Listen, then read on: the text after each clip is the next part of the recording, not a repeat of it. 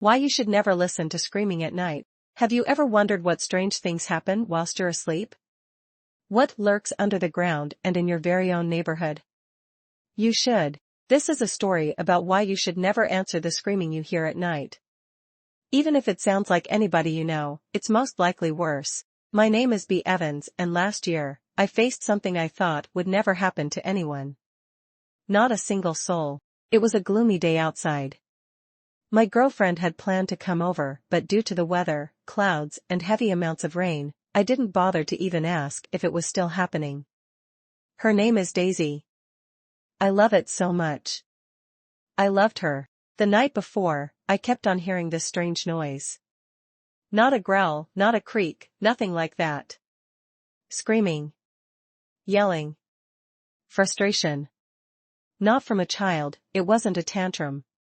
I was sure if it sounded like a woman. Strangely, it sounded of Daisy. I was so concerned. She didn't live too far away either. I couldn't just sit there in confusion. I had to make sure she was okay. Collecting my very old phone, I got this uneasy feeling. You know, that feeling when you sense someone or something is watching you closely. Very closely.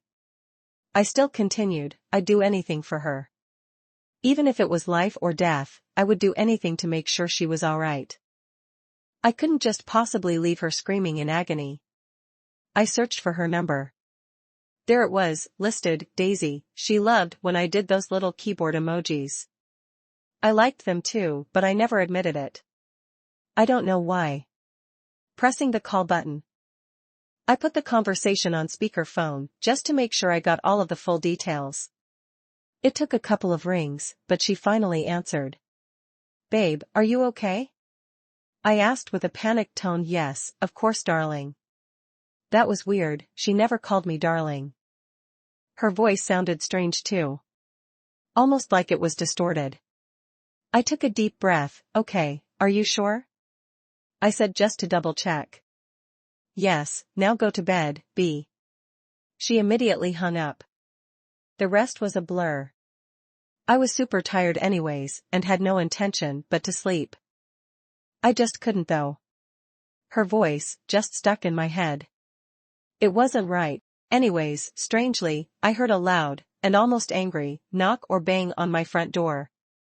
I wasn't sure what it was or what to expect, but I guessed it was just a forgotten package I never remembered I ordered, a gift or surprisingly, my girlfriend. As I approached the door, I opened it. Seeing a bouquet of rose-red flowers, but no person to deliver them. I did see though, 2 muddy footprints from the mud created from the pouring rain. I shrugged it off and picked up the roses, searching for a name tag. It stated, Darling B, from Daisy. No kisses, no hearts. No smileys. Just that. I went to go sniff the flowers, and once I did, I began feeling dizzy. Very, very dizzy.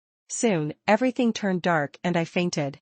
I remember waking up in a dark room, seeing my girlfriend in a chair, duct-taped as I lay helplessly on the ground. I was tied up in ropes and more tape, and all I could do was watch. Watch and stare at my poor girlfriend. As soon as I realized, I began to scream. I screamed as loud as a lion as I wriggled on the floor in agony. I couldn't do anything, nothing at all. Everything else was a blur. Apart from the fact that I saw a figure in the distance watching me, nothing at all. I remember waking up in the hospital. They said I had some sort of heart attack, but I knew why. My girlfriend didn't make it, she got tortured somehow and so traumatized that she just died. I'm still grieving, I don't think I'll ever stop to be honest. And that's why you should never listen to the screams you hear at night. 0 comments. Award. Share. Save.